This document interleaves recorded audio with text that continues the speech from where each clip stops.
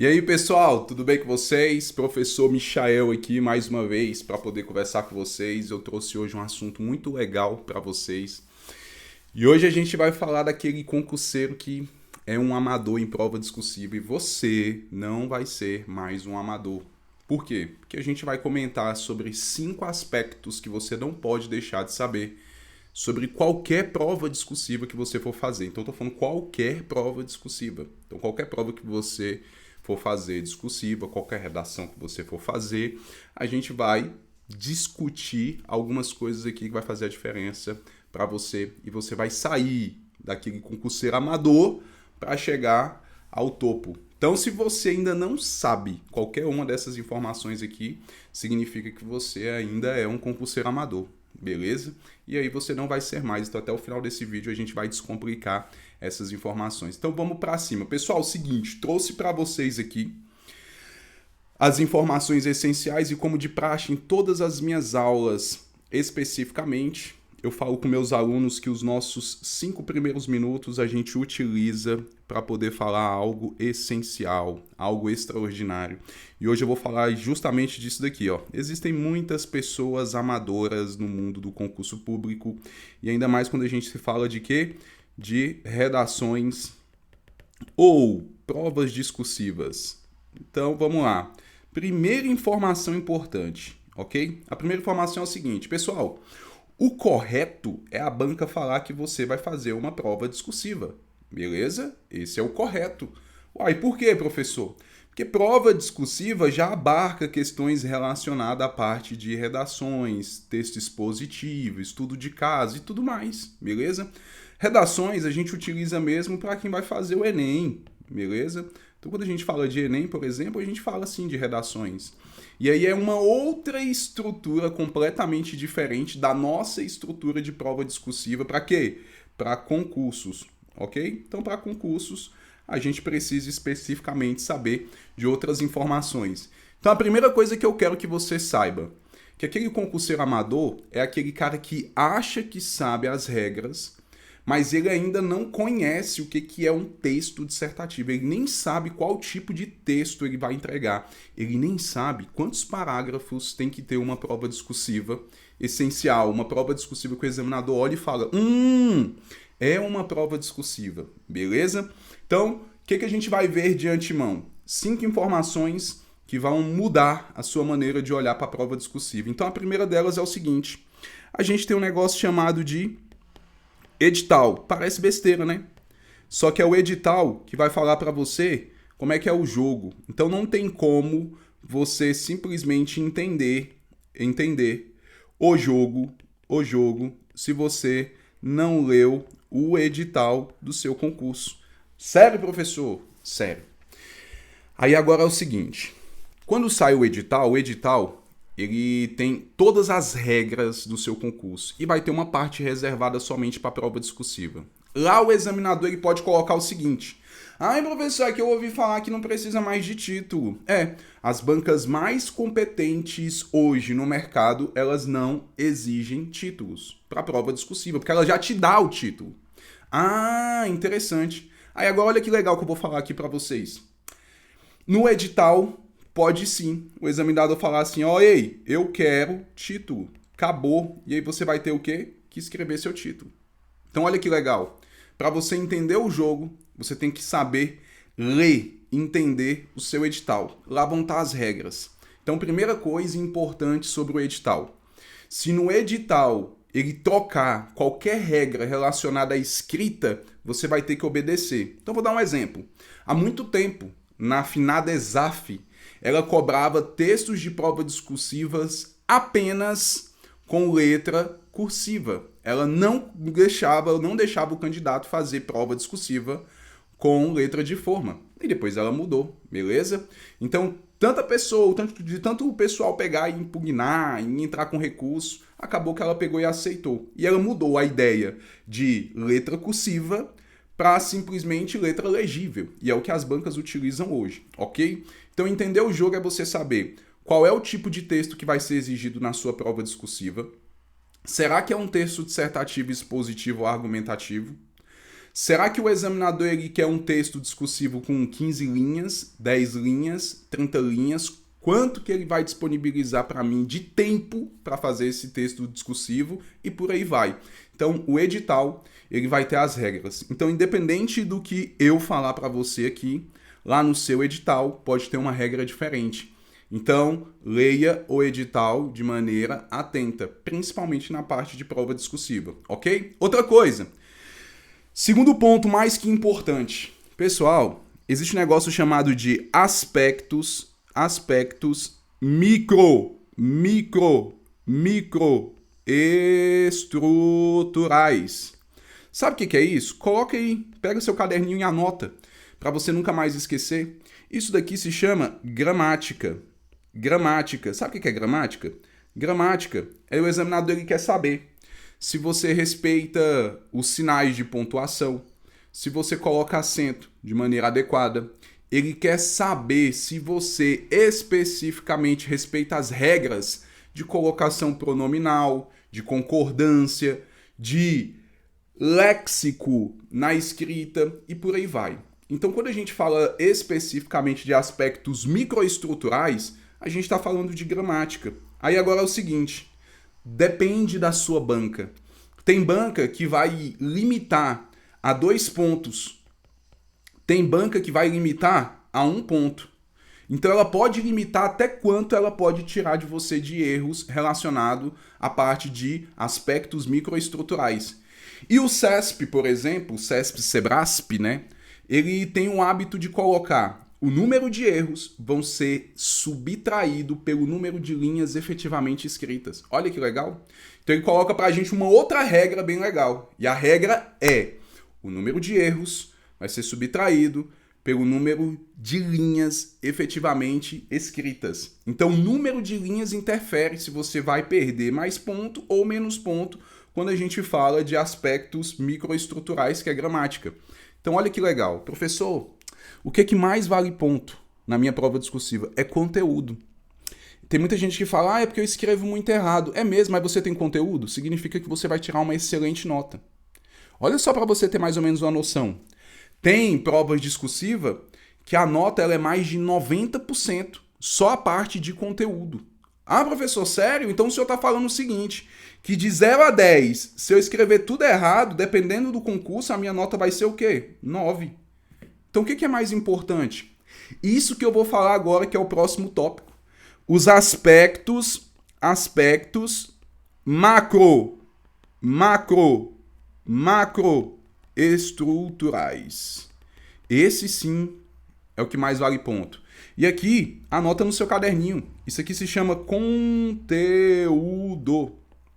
Então, como é que você vai argumentar? Aí 2 coisas você precisa saber. E aqui a primeira é a mais importante. Professor, eu quero reprovar na minha prova discursiva. Aí eu vou te dar uma dica muito legal para você reprovar. Usa um esqueleto. Mas professor, tem um monte de gente que já usa um esqueleto. Problema deles. E isso a gente deixa, esqueleto a gente deixa para os concurseiros amadores. Nós não somos amadores. Você está aprendendo a não ser amador. E a fórmula do fracasso para reprovar é só utilizar um esqueleto. Por quê? Aí agora você vai entender. Porque para argumentar você precisa de um negócio chamado estratégias argumentativas. Sabe o que é uma estratégia argumentativa? Você pode utilizar um conceito, você pode utilizar dados estatísticos, você pode utilizar argumento de autoridade, você pode utilizar exemplo, você pode utilizar história. Tudo isso você pode utilizar na sua prova discursiva. E aí, muitos concurseiros amadores, eles nem sabem que existe estratégia argumentativa. Coitados, não posso fazer nada. Nossa, professor, sério? Sério.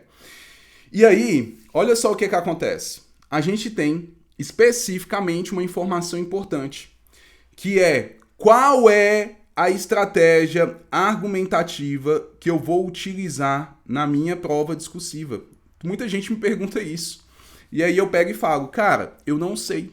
Uai, como assim, professor? Eu não sei. O seu papel é estudar e filtrar as estratégias argumentativas dos assuntos que você julga ser importantes que vão cair na sua prova. Ponto final. Por quê? Porque o examinador é que escolhe. Então, olha que legal. Você foi preparado para poder chegar na sua prova e colocar um conceito. Só que o examinador não pediu o conceito. Aí você vai fazer o quê? Aí eu vou colocar, porque foi assim que eu aprendi no meu esqueleto. O meu esqueleto já tinha conceito, então eu vou colocar conceito. É mesmo. Então, você percebeu o que eu tô te falando? Que não é você, não é eu, não somos nós que escolhemos a estratégia argumentativa, são os examinadores. Então, quando você abrir a sua prova discursiva, aí vai estar lá dizendo quais são as estratégias argumentativas que você vai ter que utilizar. Ah, professor, então eu entendi. Beleza. Não preciso levar esqueleto. Quando eu já sei, quando eu já entendo. Gente, anota essa dica. Anota. Se você tá com um caderninho aí, anota. Só essa dica que já valeu a pena você tá assistindo aqui esse vídeo. Olha só. Se você souber o que é estratégia argumentativa e se você souber filtrar essas informações, você não precisa de esqueleto. Você não precisa de esqueleto. Beleza? Por quê? Porque esqueleto é a fórmula do fracasso. E por que é a fórmula do fracasso? Simples. O examinador que vai te falar quais são as estratégias argumentativas que você vai escolher. É ele que vai falar. Cite exemplos. É ele que vai falar. Fala para mim da concepção.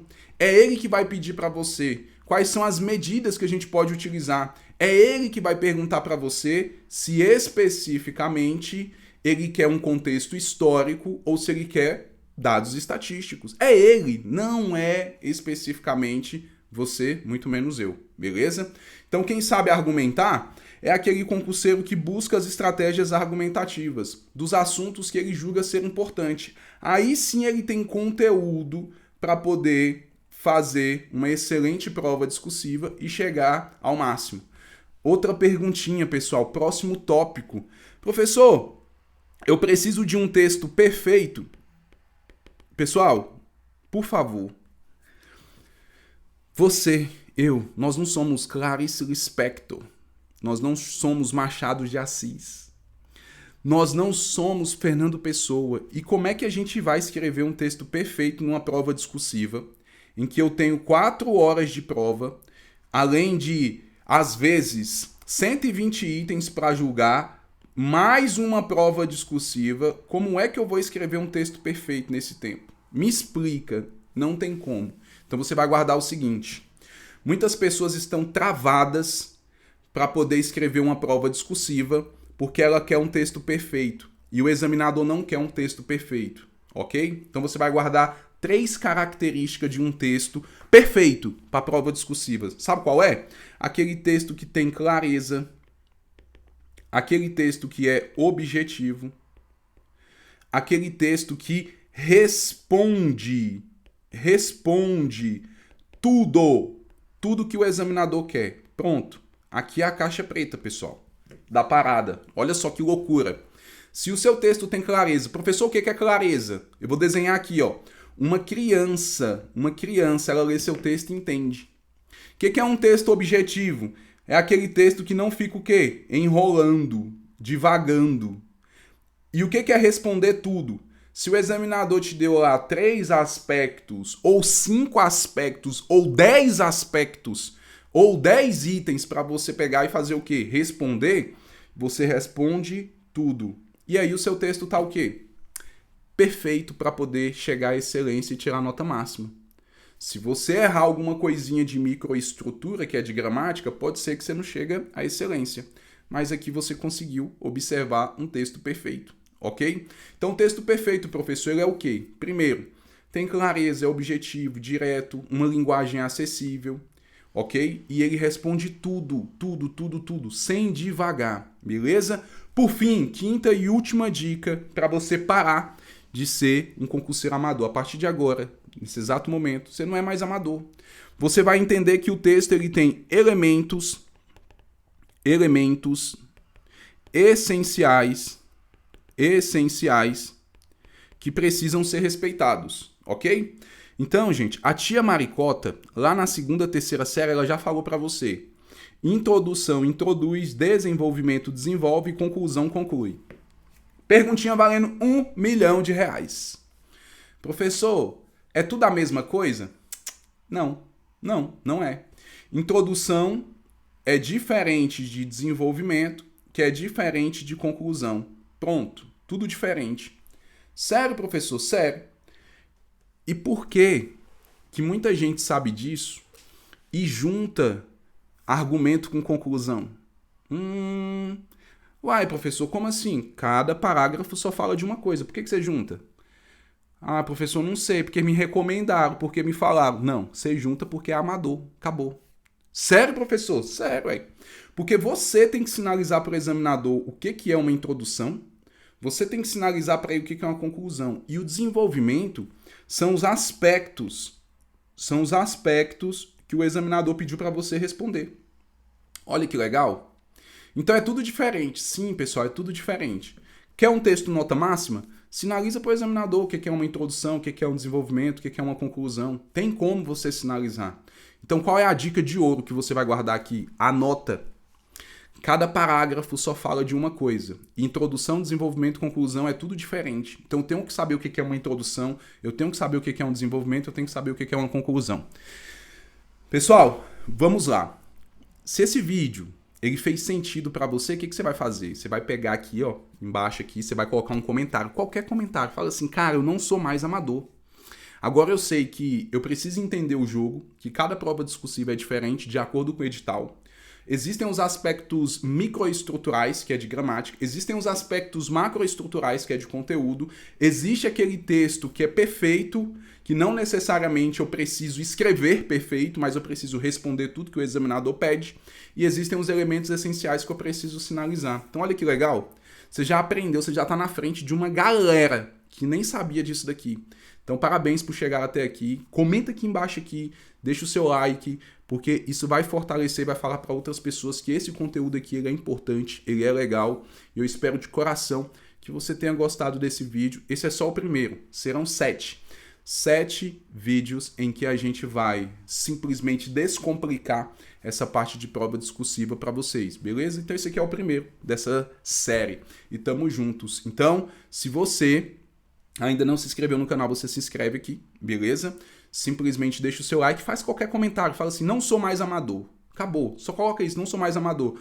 Não quer comentar nada, coloca um foguinho, coloca uma carinha, coloca um emoji, qualquer coisa. Mas comenta aqui para dar uma força pro canal e tamo juntos. Um forte abraço e até mais.